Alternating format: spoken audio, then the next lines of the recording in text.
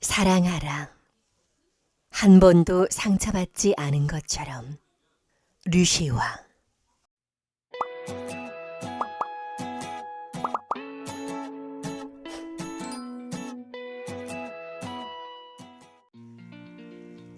치유와 깨달음의 시.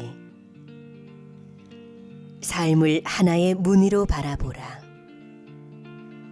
류시와.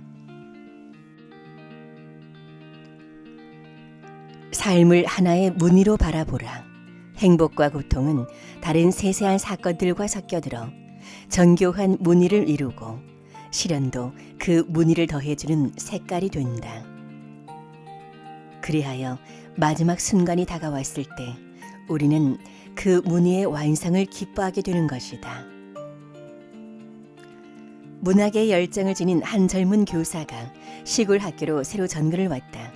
그는 시가 무엇인지도 모르는 어린 학생들에게 의무적으로 시 한 편씩을 써내게 했고 그 중에서 한 아이의 시를 최고의 작품으로 뽑았다. 그리고 그 아이를 불러 반드시 시인이 되어야 한다고 진지하게 말했다. 다른 일상사들에 묻혀 그 일은 곧 잊혀졌지만 소년의 마음은 연금술을 거친 금속처럼 되돌이킬 수 없는 변화를 겪었다. 내가 10살 때의 일이었다. 그때 나는 처음으로 시의 세계가 존재한다는 것을 알게 되었고 아무도 눈치채지 못하는 사이에 나만의 신비의 공간을 갖게 되었다. 그것은 아이들과 놀 때나 식구들과 함께 있을 때는 잘 드러나지 않지만 내가 혼자 뒷산이나 마을 앞 강으로 걸어나가면 갑자기 존재를 드러내는 그런 내면 세계였다.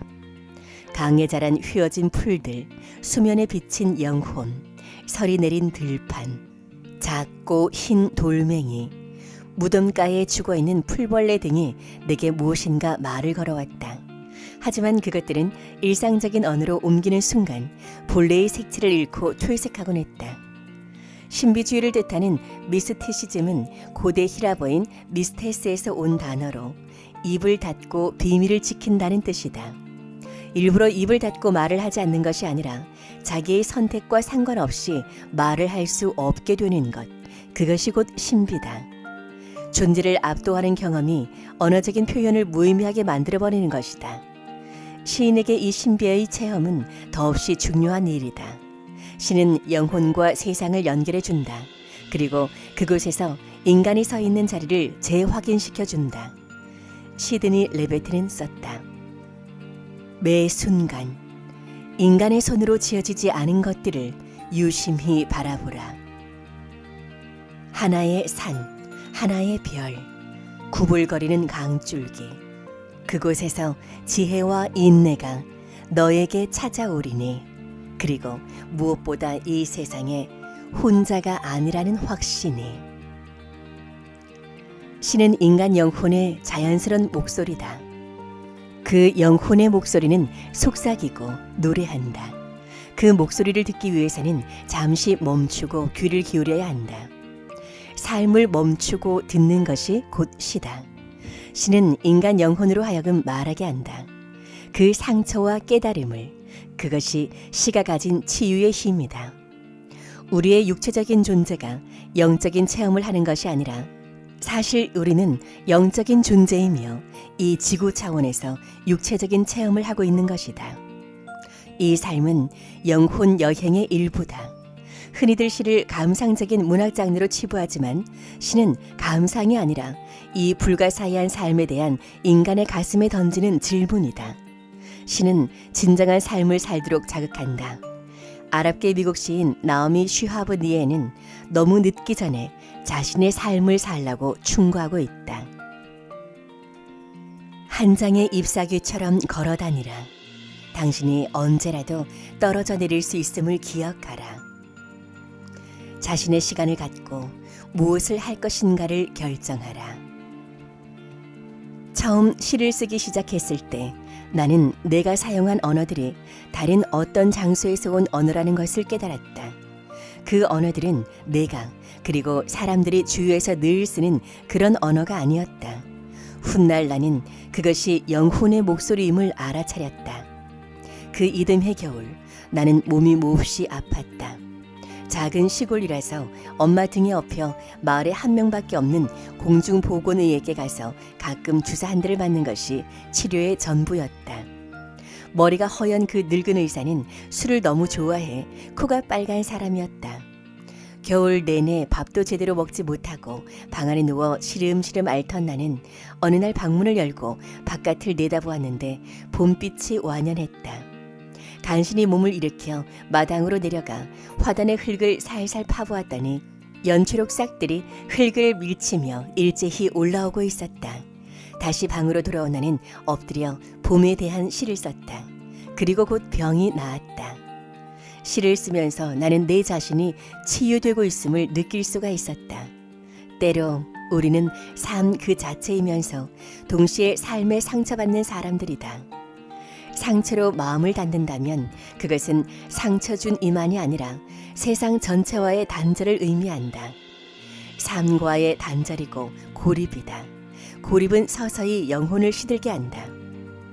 500년 전 북이도 바라나시 캔지스 강변에 살았던 시인 까베르는 죽기 전에 아무리 많은 책을 읽을지라도 이 한 단어를 알지 못하면 그는 아직 진정한 인간이 아니다. 그 단어는 사랑이다 라고 말했다.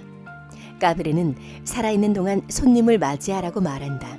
그 손님은 신, 진리로 바꿔 읽어도 되지만 다름 아닌 나 자신이다.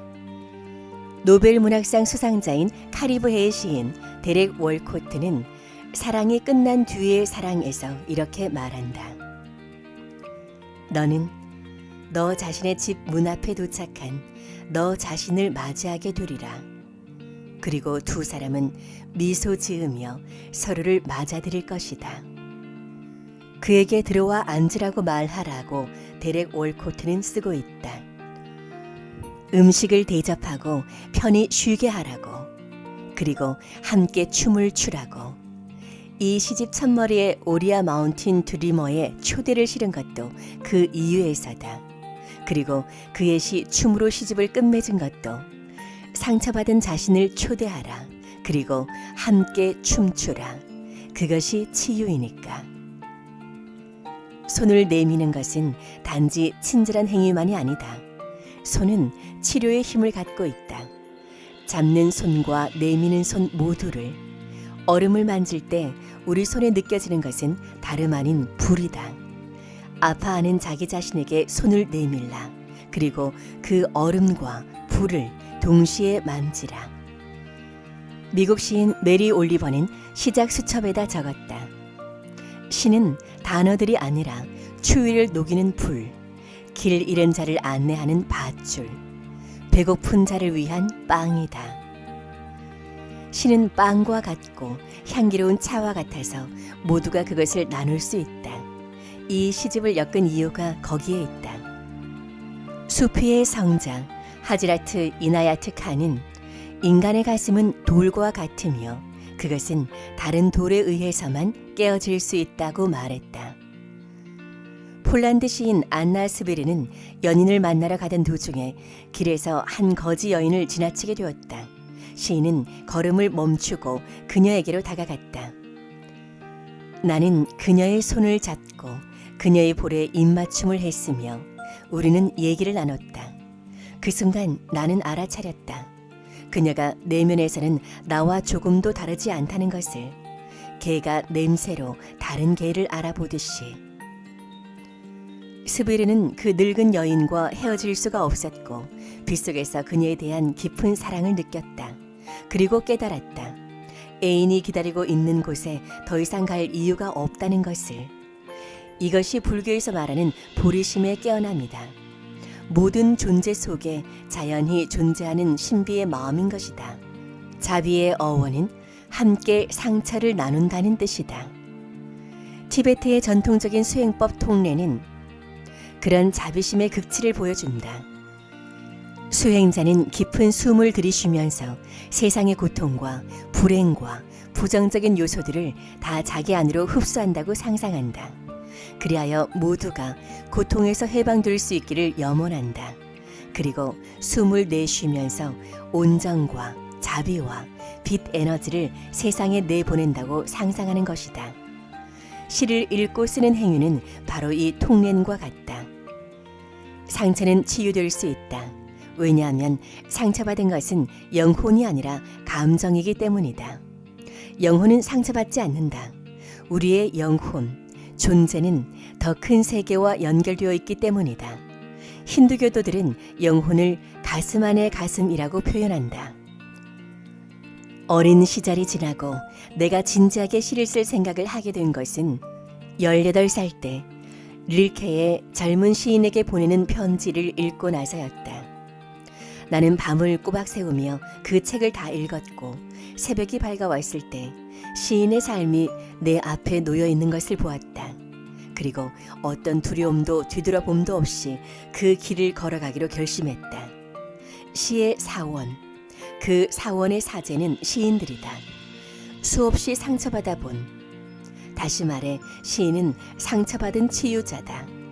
릴케는 젊은 시인에게 일깨우고 있다. 마음속에 풀리지 않는 모든 문제들에 대해 인내심을 가져라. 문제 그 자체를 사랑하라. 지금 당장 해답을 얻으려 하지 말라. 그건 지금 당장 주어질 순 없으니까. 중요한 건 모든 것을 살아보는 일이다. 지금 그 문제들을 살라. 그러면 언젠가 먼 미래에 자신도 알지 못하는 사이에 삶이 너에게 해답을 가져다 줄 테니까. 이 시집에 실린 시들은 한결같이 삶은 생존하는 것 이상임을 일깨우고 있다. 좋은 시는 치유의 힘, 재생의 역할을 한다.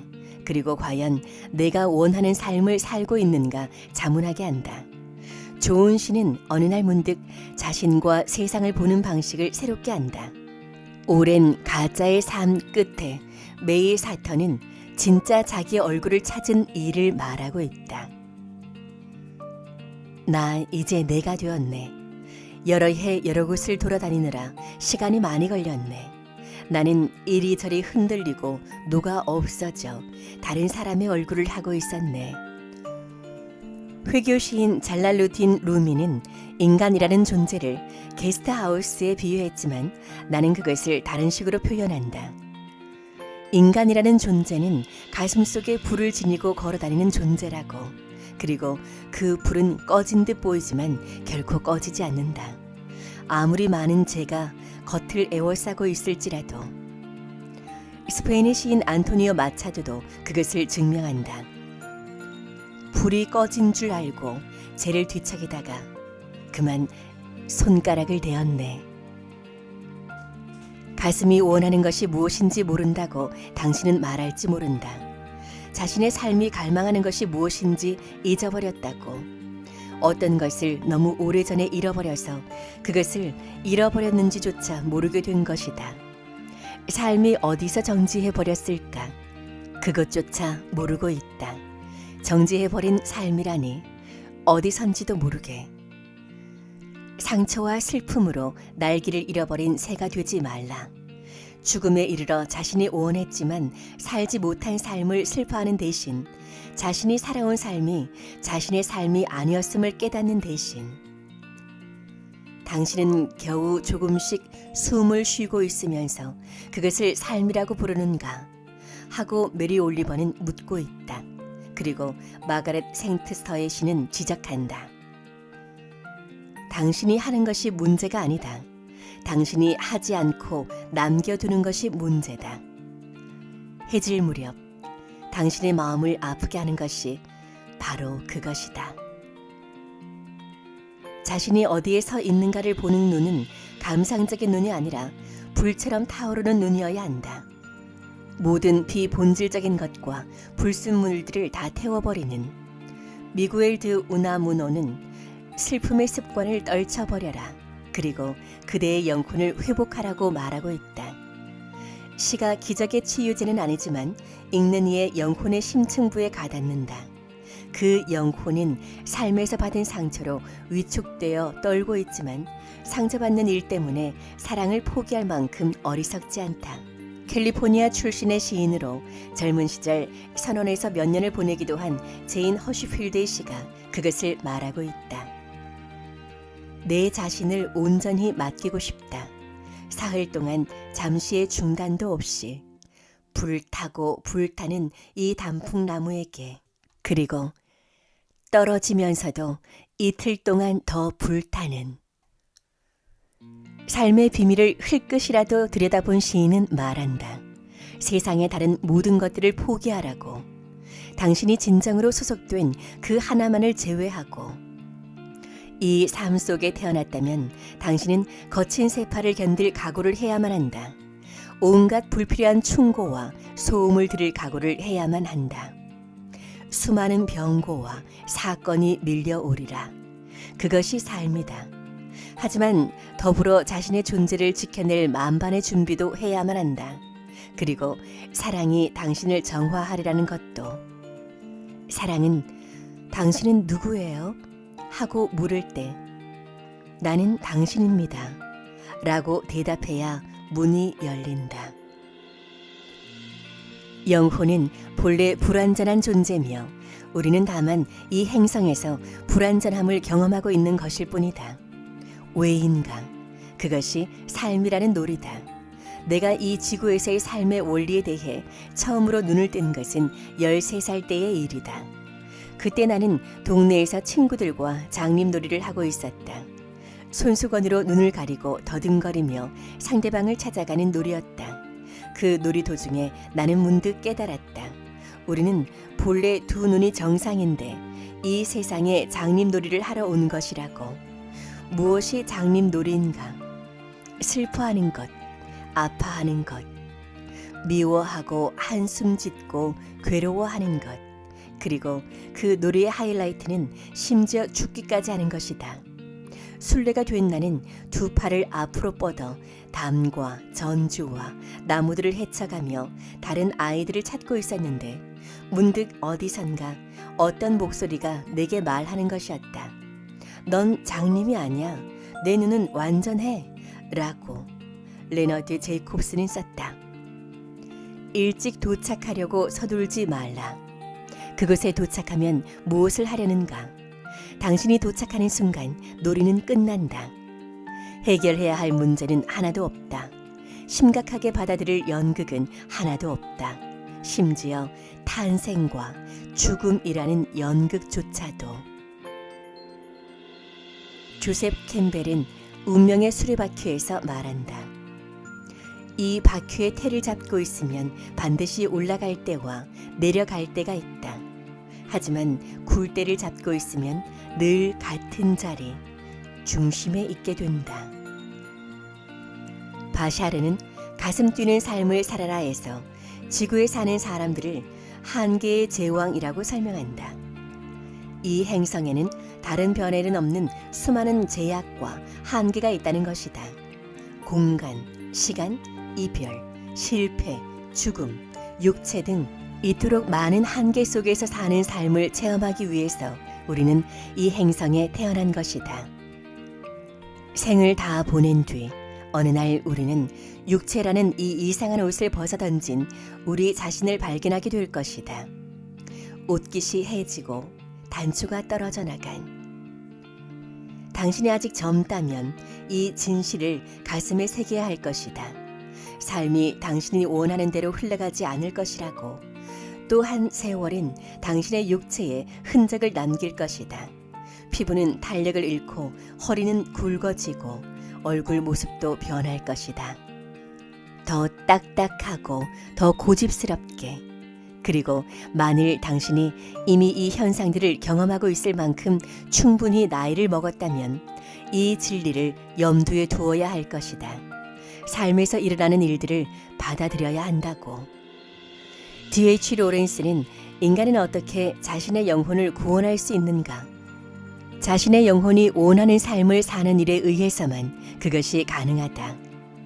중요한 것은 삶을 사는 것, 진정으로 사는 일이다 라고 말했다. 중고등학교 시절에 나는 교과서에 실린 시들을 누구보다 잘 외웠고 또 그것으로 잘난 체를 했지만 그것은 시의 이해와는 거리가 먼 암기력 테스트에 불과했다. 교사들이 분석해주는 시를 들으면서 나는 어린 마음에도 그것이 시를 곤충처럼 날개를 찢고 더듬이를 잘게 부수고 등껍질을 다 벗겨내 마침내 죽게 만드는 행위임을 느꼈다. 훗날 내 손으로 직접 시집을 사들고 와서 혼자만의 방에서 조용히 소리내어 시를 읽었을 때 비로소 시는 나에게로 와서 하나의 의미가 되었다. 시는 인간의 목소리를 위해 씌어진 음악이라고 마야 앤젤로는 말했다. 시를 읽는다는 것은 시 속으로 들어가 그 시에 의해 감정이 순화되고 변화되는 일이다. 시가 영혼의 양식이라 불리는 이유가 여기에 있다. 알프레드 테니슨의 말처럼 시인의 명성을 갖는 것보다 시적인 가슴, 시심을 지니는 것이 훨씬 중요하다. 나는 생애 많은 시간들을 먼 지역을 여행하며 보냈다. 그 중에서도 가장 행복한 여행은 시의 세계로의 여행이었다고 말할 수 있다. 그곳에서는 내가 현실에서 느끼는 낯섦, 내가 태어난 나라에서조차 갖는 이방인 같은 느낌들이 필요 없었다. 그 대신 오히려 내가 살아가고 있는 삶이 잘못되어 내가 엮은 잠언 시집, 지금 알고 있는 걸 그때도 알았더란 면에 이어 이 시집은 또 한 번의 시의 초대이다. 여기에 실린 시들 역시 슬픔을 이겨내기 위해 포기나 망각이 아닌 초월을 권유한다. 그리고 초월에 이르는 길은 먼저 그것을 충분히 사는 일이라고 말한다. 슬픔이든 기쁨이든 그것을 하나의 손님으로 맞아들이라고. 비슬라바 쉼보르스카가 썼듯이 삶에 두 번 일어나는 것은 하나도 없고 일어나지도 않는다. 그런 까닭으로 우리는 연습 없이 태어나 실습 없이 죽는다. 어떤 하루도 되풀이되지 않고 서로 닮은 두 밤도 없다. 같은 두 번의 입맞춤도 없고 하나 같은 두 눈맞춤도 없다. 오늘날 정치인과 매스컴과 온갖 광고 매체들에 의해 언어가 오염되고 본래의 의미로부터 멀어졌지만 시는 여전히 가장 정직하고 순수한 언어로 남아있다. 시를 읽는다면 우리는 언어의 거의 모든 것을 읽는 것이다. 당신이 단 한 편의 시라도 외운다면 그것은 어느 순간이라도 당신을 순수한 존재의 세계로 데려다 줄 것이다. 당신이 얼마 동안 삶을 살았는가에 상관없이 나는 이 시집에 실린 시들이 당신의 가슴에 가 닿으리라고 믿는다. 당신이 나보다 어리다면 이 시들은 당신에게 영혼의 방향과 삶의 지혜를 선물할 것이다. 그리고 만일 당신이 나보다 한 살이라도 더 많다면 더 절실하게 어떤 시들이 당신의 지나온 생에 울려올 것이다. 이 시들은 내가 수십 번씩 소리내어 읽은 시들이다. 나는 당신이 시간을 내어 이 시들을 친구에게, 연인에게 읽어주기를 바란다. 그리고 무엇보다 자기 자신에게. 그것은 놀라운 치유의 힘을 발휘할 것이다. 우리가 우리 자신에게 읽어줘야 할 것은 결국 시가 아닌가. 삶의 시. 이 시집이 당신 안에 있는 사랑을 일깨우고 깊어지게 하기를 나는 바란다. 당신 자신을 사랑하고 삶을 사랑하고 타인과 세상을 사랑하기를. 이 시집뿐 아니라 결국 모든 책의 저자가 바라는 것이 그것이리라. 끝으로 당신에게 들려주는 시는 메리 올리버의 기러기이다. 당신이 꼭 좋은 사람이 되어야만 하는 것은 아니다. 참회를 하며 무릎으로 기어 사막을 통과해야만 하는 것도 아니다.